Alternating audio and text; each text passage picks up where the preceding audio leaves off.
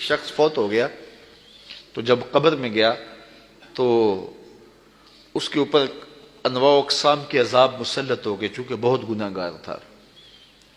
تو ایک دن اچانک سارے عذاب موقوف کر دیے گئے اور جہنم کی جانب کھولی گئی کھڑکی بھی بند کر دی گئی اور جنت کی جانب در کھول دیا گیا اور فردوس بری کی تازہ ہوائیں قبر میں آنے لگے.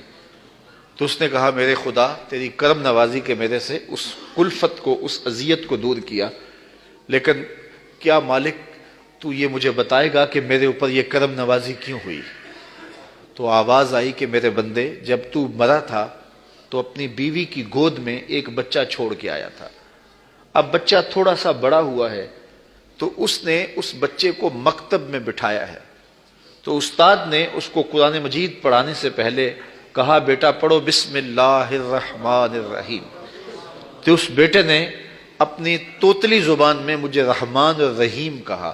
مجھے شرم آتی ہے کہ اس کا بیٹا مجھے رحمان اور رحیم کہہ رہا ہے اور میں اس کو عذاب دے رہا ہوں. تو میں نے اس کے صدقے سے معاف کر دیا ہے.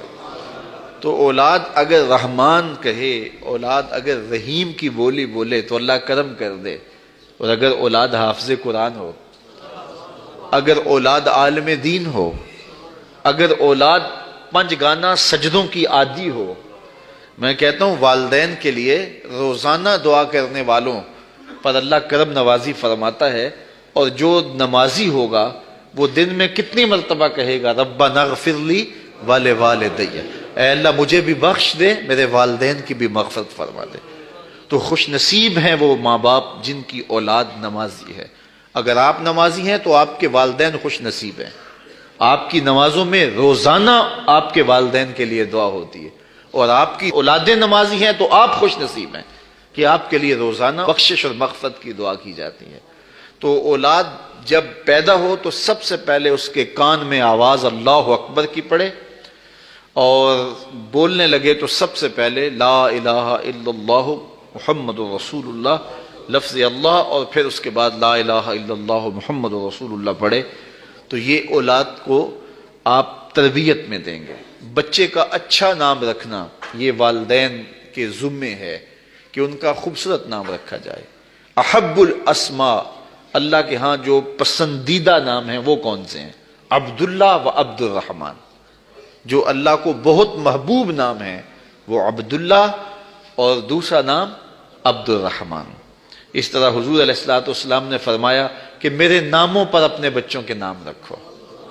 تو حضور کے اسماء پر اپنی اولاد کے نام رکھے جائیں. بیٹے کا نام محمد رکھا جائے، بیٹے کا نام احمد رکھا جائے، بیٹے کا نام محمود رکھا جائے. اور کہتے ہیں کہ اگر کسی دسترخوان پہ محمد یا احمد نام کا بچہ ہوگا وہاں بے برکتی نہیں آئے گی. اللہ ناموں کی برکتیں اتارتا ہے. سلطان محمود غزنوی کا بڑا محبوب وزیر تھا ایاز. تو اس کا ایک بیٹا تھا، اس کا نام محمد تھا. تو بادشاہ کی وہ خدمت کیا کرتا تھا. تو ایک دن بادشاہ واش روم میں تھا تو وہاں پانی کی ضرورت پڑی. تو اس نے آواز دی ایاز کے بیٹے مجھے پانی دو. تو بیٹے نے پانی دیا لیکن محسوس کیا کہ آج بادشاہ کوئی ناراض ہو گیا کہ میرا نام نہیں لیا.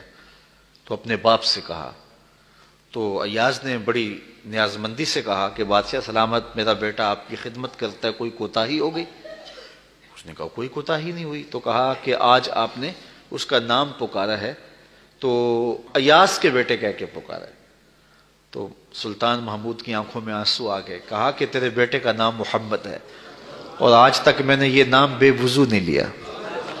اللہ اکبر. ہمارے قبلہ اسرار رحمۃ اللہ تعالی علیہ کے بڑے صاحبزادے کا نام محمد تھا. تو وہ ساتھ جی بولتے تھے، محمد جی، اور ساتھ آنکھوں سے آنسو بھی جاری ہو جاتا جب نام پکارتے تھے. تو حضور کے نام پہ نام رکھا ہے تو اس کی بھی تکریم کریں، اور جس کا یہ نام ہے اس کی بھی تکریم کریں.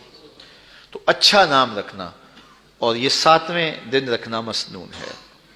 ایسا الٹا سیدھا نام رکھنا آج کل لوگوں کو یہ خبط ہو گیا ہے کہ ایسا نام رکھو کہ جس نام کا بچہ دنیا پہ پایا ہی نہ جائے.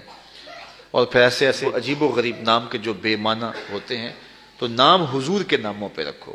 اسماء باری کے ساتھ عبد کی اضافت کے ساتھ نام رکھو.